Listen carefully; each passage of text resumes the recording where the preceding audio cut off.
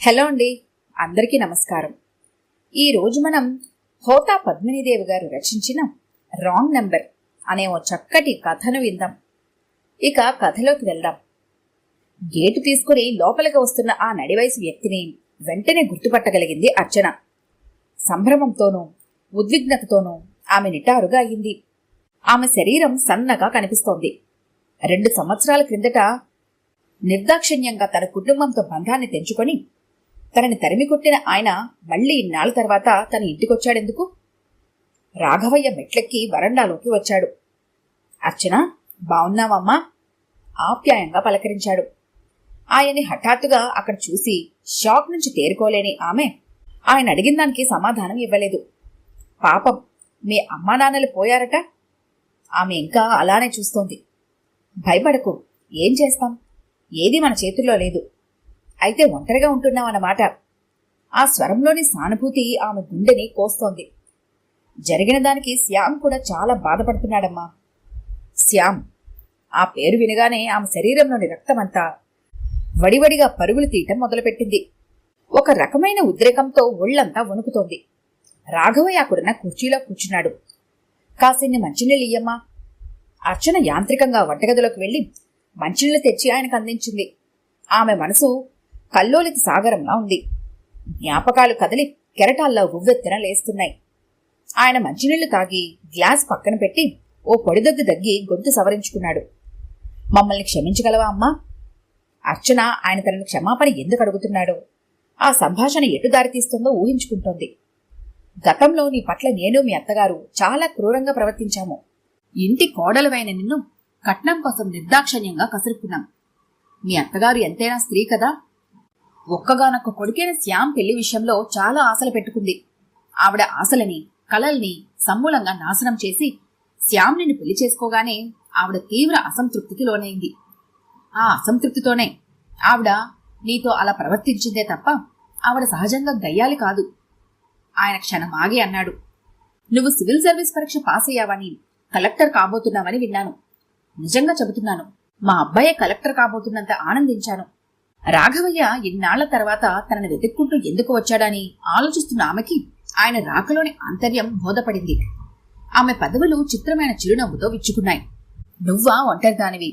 నీ అక్కలంతా ఎవరి సంసారం వాళ్ళు చూసుకుంటున్నారు. వాళ్ళు నీకు జీవితాంతం ఆసరా కాలేరు కదా. కలెక్టర్ అయినా, మినిస్టర్ అయినా భర్త పక్కన ఉంటే సంఘంలో లభించే గౌరవం వేరు. అందుచేత నేను చెప్పేదేమిటంటే, నువ్వు గతాన్ని మర్చిపోయి శ్యామ్తో జీవితాన్ని పంచుకుంటే అందరికీ మంచిది. శ్యామ్కి మళ్లీ కలిసి ఉండటం ఇష్టమేనా? మొదటిసారి పెద్ద విప్పిన అర్చన నిశితంగా ఆయన ముఖంలోకి చూస్తూ అడిగింది. నేను శ్యామ్తో ఆలోచించాకే నీ దగ్గరికి ప్రస్తావన తెస్తున్నాను. నిజానికి వాడు గతంలో నిన్ను కాదన్నది కూడా మా వలనే కదా. శనిగాడు మా నెత్తిన కూర్చొని మా ఇంటి మహాలక్ష్మిని కాలదనుకునేలా చేశాడు. ఆయన స్వరంలో ధ్వనిస్తున్న పశ్చాత్తాపానికి అర్చనకి నవ్వొచ్చింది. నువ్వు మా ఇంటికి ఎప్పుడొస్తావమ్మా? మర్చిపోయాను, నువ్వు కలెక్టర్వి కాబోతున్నావు కదూ. నీకు పెద్ద బంగళా, కారు అన్నీ ఇస్తారు కదూ. మాకు శ్యామ్ ఒక్కడే కదా.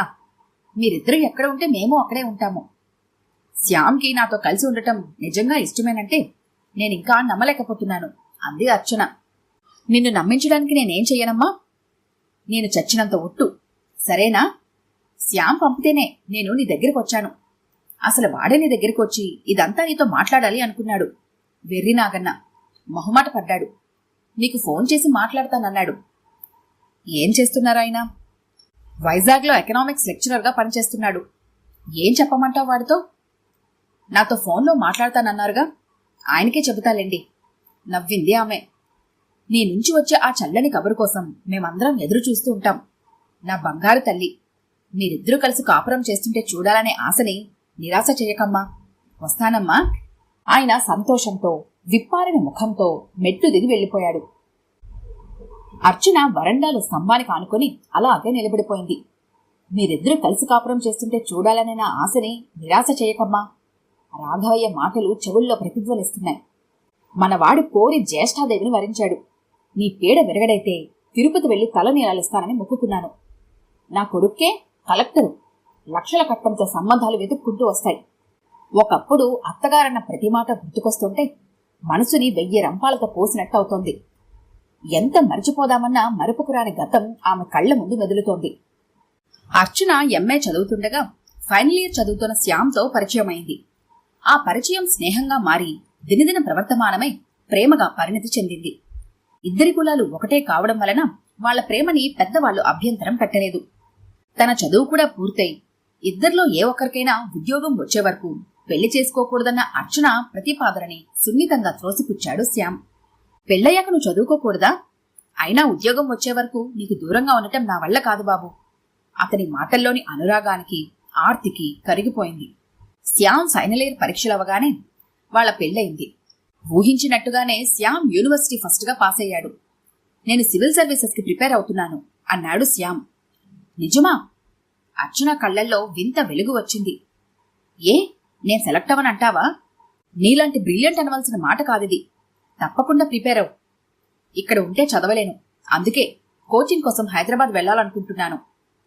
నేనిక్కడే ఉండి బుద్ధిగా చదువుకుంటూ అత్తయ్య గారిని మావయ్య గారిని జాగ్రత్తగా చూసుకుంటాను అంది అర్చన పక్కున నవ్వేస్తూ. శ్యామ్ హైదరాబాద్ వెళ్లిపోయాడు. అర్చన ఫైనల్ ఇయర్ చదువులో నిమగ్నమైంది. ఈ మధ్యకాలంలో శ్యామ్ తల్లిదండ్రులు తన పట్ల చూపుతున్న వైఖరిలో మార్పుని ఆమె స్పష్టంగా గమనించగలిగింది. ఇదివరకు అమ్మా అర్చన అని ప్రేమగా పిలిచే మామగారు తనని చూస్తేనే ముఖం చుట్లిస్తున్నాడు. మా కోడలు బంగారు బొమ్మ అని మురిసిపోయే అత్తగారు శ్యామ్ తెలివితేటలను చూసి వాడి కలెక్టర్ అవుతాడని ఊహించే తన అందంతో వాడికి వలేసింది. పిచ్చి సన్నాసి, పిల్ల ఎర్రగా బుర్రగా ఉందని ఆలోచించకుండా ముందు చూపు లేకుండా దీన్ని పెళ్లి చేసుకున్నాడు అని నిరసనగా అనడం విని నిర్ఘాంతపోయింది. నాంజారి, నా ఫ్రెండు శేషగిరి లేడు? వాడి కొడుకు కూడా కలెక్టరే. నిన్న బజార్లో శేషగిరి కనిపించి చెప్పాడు. వేణుకి పెళ్లి నిశ్చయమైందట. కోటీశ్వరుల సంబంధం, ఒక్కగానొక్క కూతురట. రాఘవయ్య చెబుతున్నాడు. ఎంత అదృష్టం! మనవాడు నిర్భాగ్యుడు కాబట్టే కోరి జ్యేష్ఠాదేవిని వరించాడు. అత్తగారి స్వరంలో వేణుకి కోటీశ్వరుల సంబంధం నిశ్చయమైందనే అసూయ కంటే తన కొడుక్కి కట్నకానుకలు ముట్టలేదని బాధే ఎక్కువగా ధ్వనిస్తుంటే నిర్విన్నురాలైంది అర్చన. శ్యామ్ సివిల్ సర్వీస్ పరీక్షలు పాస్ అవడంతో ఆ బాధ రెట్టింపైంది. ఇంటర్వ్యూ, గ్రూప్ డిస్కషన్స్ అన్నీ బాగా చేశాననే నమ్మకంతో, ఆత్మవిశ్వాసంతో వైజాగ్కి వచ్చాడు శ్యామ్. అప్పుడే కొడుకు కలెక్టర్ అయినట్టు మురిసిపోయారు రాఘవయ్య దంపతులు. ఆ రాత్రి భోజనాల దగ్గర చెప్పాడు రాఘవయ్య. శేషగిరి అంకుల్ వాళ్ళ అబ్బాయి వేణు పెళ్లి నిశ్చయమైందిరా. కోటీశ్వరుల సంబంధం, ఒక్కర్తే అమ్మాయి. అదృష్టవంతుడు. ఆ క్షణంలో అతని స్వరంలో ధ్వనించింది అసూయో అభిమానమో పసగట్టలేకపోయింది అర్చన. నువ్వు కలెక్టర్వి కాబోతున్నావు కదరా.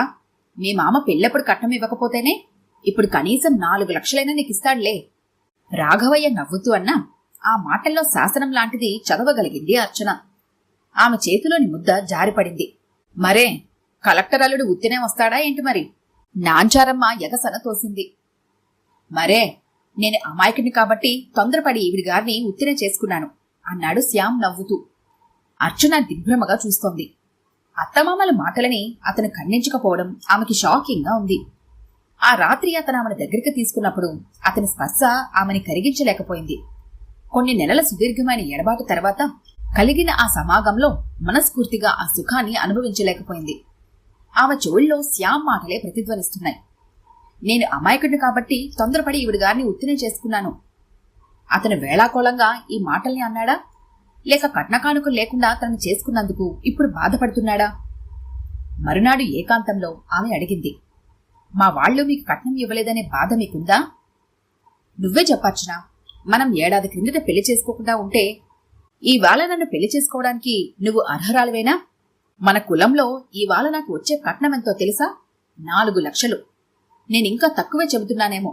అర్చన నిర్ఘాంతపోయి చూస్తోంది. తనని పెళ్లి చేసుకున్నందుకు అతను పశ్చాత్తాపడుతున్నాడు. ఆ భావమే మనసుని పిండేస్తోంది. వారం రోజుల తర్వాత వచ్చిన అర్చన తల్లిదండ్రుల ముఖాలు పాలిపోయి ఉన్నాయి. వాళ్ళిద్దరూ హఠాత్తుగా తమ ఇంటికి ఎందుకు వచ్చారో ఊహించగలిగింది. తరువాత తల్లి అర్చన దగ్గరకు కన్నీళ్లు పెట్టుకుంటూ రహస్యంగా వచ్చి చెప్పింది. కనీసం 4 లక్షలైన కట్నం తెమ్మని, లేకపోతే అర్చనకి విడాకులిప్పించి శ్యామ్కి వేరే పెళ్లి చేస్తానని బెదిరిస్తూ ఉత్తరం రాశాడట రాఘవయ్య. అర్చనకి తల తిరిగిపోయింది. శ్యామ్ తనపై కనబరిచిన ప్రేమ తాత్కాలికమైన ఆకర్షణ అని, అత్తమామలు డబ్బు కోసం ఎంతకైనా తెగించగలరని, ఏదైనా చేయగలరని అర్థమైంది ఆమెకి. ఇప్పటికిప్పుడు 4 లక్షలు తెమ్మంటే ఎలాగమ్మా? మీ నాన్నగారి తాహత వాళ్ళకి తెలియదా? అయినా మీ పిల్లప్పుడు మాకు కట్నం వద్దు, మీ అమ్మాయే మాకు కట్నం అని ఆదర్శవాదుల్లా మాట్లాడని ఈ పెద్ద మనుషులు కొడుకు కలెక్టర్ కాబోతున్నాడని ఇప్పుడు కట్నం కోసం వేధిస్తారా? నీ పెళ్లి కోసం దాచిన డబ్బు ₹1,00,000 బ్యాంక్లో అలాగే ఉంది. అవి మీ మామగారికిచ్చి ఎలాగో నీ కాపురాన్ని చక్కపరచాలని వచ్చాం అంది ఆవిడ. కాని అత్తమామలు ₹1,00,000తో తృప్తిపడరని అర్చనకి తెలుసు. ఆమె అంచనా తప్పలేదు కూడా. అర్చన తల్లి కన్నీళ్లు కాని, తండ్రి వేడుకోలు కాని, రాఘవయ్య దంపతుల్ని కాని, శ్యామ్ని గాని కరిగించలేకపోయాయి. అందరూ ఒకే మాటని విడివిడిగా చెప్పారు. 4 లక్షల కట్నం లేకపోతే అర్చనకి విడాకులిస్తామని. అర్చన అభిమానం గాయపడింది, అంతరంగం రోషపడింది. నా కూతురు జీవితాన్ని నాశనం చేయకు బాబు అని శ్యామ్ కాళ్లు పట్టుకుని బ్రతిమాలుతున్న తండ్రితో అంది. నేనేం తప్పు చేశానని వాళ్ల కాళ్ళ మీద పడి బ్రతిమలాడుతున్నావు నాన్న? నేను చదువుకున్నాను, నా అర్హతకి తగిన ఉద్యోగం చేస్తాను, నా కాళ్ల మీద నేను నిలబడతాను. ఆమె స్వరంలో ధ్వనించిన ఆత్మవిశ్వాసం అహంగా ధ్వనించింది నాంచారమ్మకి. వెళ్ళవే వెళ్ళు, నీ పీడ విరగడైతే తిరుపతి వెళ్లి తలనీలాలిస్తానని మొక్కుకున్నాను. నా కొడుక్కే కలెక్టర్, లక్షల కట్నంతో సంబంధాలు వెతుక్కుంటూ వస్తాయి. అర్చన మౌనంగా ఆ తిరస్కారాన్ని భరించి ఇంటి గడప దాటింది. ఆమె మనసుకు తగిలిన గాయం సామాన్యమైంది కాదు. ఆ గాయం తాలూకు బాధని మర్చిపోవడానికి ఆమె చదువు అనే మందుని ఎన్నుకుంది. ఆమెను గుండెల్లో పెట్టుకుని కాపాడడానికి తల్లి తండ్రి ఉన్నారు. అయినా ఆమె మానసికంగా ఒంటరిదైంది. ఆ ఒంటరితనాన్ని జయించే ప్రయత్నంలో మొండితనం సైడ్ ఎఫెక్ట్గా అంటుకుంది. దగ్గర స్నేహితులు, బంధువులు అర్చన కాపురాన్ని చక్కదిద్దే ప్రయత్నంలో శ్యామ్ తల్లిదండ్రులతో రాయబారాలు మొదలుపెట్టారు. అయితే అవి విఫలమయ్యాయి. అప్పుడే అర్చనకి శ్యామ్ సివిల్ సర్వీసెస్ లో సెలెక్ట్ కాలేదని విషయం తెలిసింది. దానికి కారణం అర్చన దురదృష్టమేనని నాంచారమ్మ అన్న ప్రతి మాటని యథాతథంగా రాయబారానికి వెళ్లిన మధ్యవర్తి చెబుతుంటే ఆమె రక్తం మరిగిపోయింది. దానిది మారమ్మ పాదం, దరిద్రపు జాతకం. బిడ్డలాంటి మహామేధావి కలెక్టర్ పరీక్ష సునాయాసంగా పాసై ఇంటర్వ్యూలో నెగ్గలేదంటే దానికి కారణం ఆ దరిద్రపు మొహందే. అది మళ్లీ నా ఇంట్లో అడుగు పెడితే ఇంకే అరిష్టాలు దాపరిస్తాయో. మేము లాయర్తో మాట్లాడుతున్నాం, విడాకుల కోసం ప్రయత్నిస్తున్నామని చెప్పండి. శ్యామ్ విడాకుల కోసం ప్రయత్నిస్తున్నాడని తెలిసి కూతురి కాపురం ఎప్పటికైనా చక్కబడుతుందనే ఆశతో ఉన్న అర్చన తల్లిదండ్రులు కుప్పకూలిపోయారు. మనోవ్యధతో మంచం పట్టిన తల్లి 2 నెలలు తిరగకుండానే కన్నుమూసింది. మ్యూచువల్ కన్సెంట్ మీద శ్యామ్ అర్చనలకి విడాకులు మంజూరయ్యాయి. శ్యామ్తో వైవాహిక బంధం తెగిపోయినప్పటికే అర్చన సివిల్ సర్వీసెస్ పరీక్ష పాస్ అయిందనే వార్త తెలిసిన వారానికే తండ్రి చనిపోయాడు. చేదుగతం నుంచి వర్తమానానికి వచ్చిన అర్చన లెటర్ ప్యాడ్, పెన్ను తీసుకుని ఉత్తరం రాయడానికి ఉపక్రమించింది. శ్యామ్, నిన్ను ఏమని సంబోధించాలో అర్థం కావడం లేదు. నేను నిన్ను మనస్ఫూర్తిగా ప్రేమించాను, నీతోడిదే జీవితం అనుకున్నాను. కాని నువ్వు తాత్కాలికమైన ఆకర్షణనే ప్రేమ అనుకున్నావు. ఆ ఆకర్షణ తగ్గగానే నేను నీకు ఒకటనిపించాను. నువ్వు నాకంటే ఉన్నత స్థాయిలకు వెళ్లబోతున్నావనే నమ్మకం, ధీమా నీకు కలగగానే నన్ను పెళ్లి చేసుకుని నువ్వు చాలా నష్టపోయావనిపించడం కూడా బహుశా నాపై ఆకర్షణ తగ్గడానికి మరో కారణం కావచ్చు. నీ తల్లిదండ్రులు పెద్దగా చదువుకోని వాళ్ళు కాబట్టి మన పెళ్లైన ఏడాది తర్వాత కట్నం కోసం పట్టుబట్టారని సర్దుకున్నాను. కాని పెద్ద చదువులు చదివిన నువ్వు కూడా కట్నం కోసం పట్టుబడటం నాకు చాలా అసహ్యం అనిపించింది. ఇన్ని సంవత్సరాల తర్వాత నీకు హఠాత్తుగా నేను గుర్తుకు రావడం, నాతో కలిసి జీవించాలనుకోవడం చూస్తే మరింత అసహ్యం అనిపించింది. ఇన్ని సంవత్సరాల కాలంలో ఒక్కసారైనా నేను ఎలా ఉన్నానోనో తెలుసుకోవాలని ప్రయత్నం చేశావా నువ్వు? ఇన్నాళ్ళ గుర్తురాని నేను కలెక్టర్ అయ్యానని తెలిసాక గుర్తు రావడం, తెంపుకున్న బంధాన్ని పునరుద్ధరించుకోవాలనుకోవడం చిత్రంగా లేదు? నువ్వు నాతో జీవితం పంచుకుంటానన్నా అందుకు నేను మాత్రం సిద్ధంగా లేను. నువ్వు నాకంటే చదువులో, హోదాలో తక్కువ స్థితిలో ఉండటం అందుకు కారణం కానే కాదు. ప్రేమని, పెళ్లిని డబ్బుతో కలిసి నీలాంటి అల్పుడితో కలిసి జీవించాలని ఊహకే నాలోని అణువణువు వ్యతిరేకిస్తోంది. నువ్వు నాకు చేయగలిగిన సహాయం ఒకటే, దయ ఉంచి నన్నెప్పుడు కలుసుకోవాలని ప్రయత్నించుకో. అర్చన. ఉత్తరం రాయడం పూర్తి చేసిన అర్చన కవర్లో పెట్టి అతికించి పైన శ్యామ్ అడ్రస్ రాసింది. ఫోన్ మ్రోగింది. ఆ ఫోన్ కాల్ శ్యామ్ నుంచి అని ఆమెకు తెలుసు. ఆమె ఫోన్ లిఫ్ట్ చేసింది.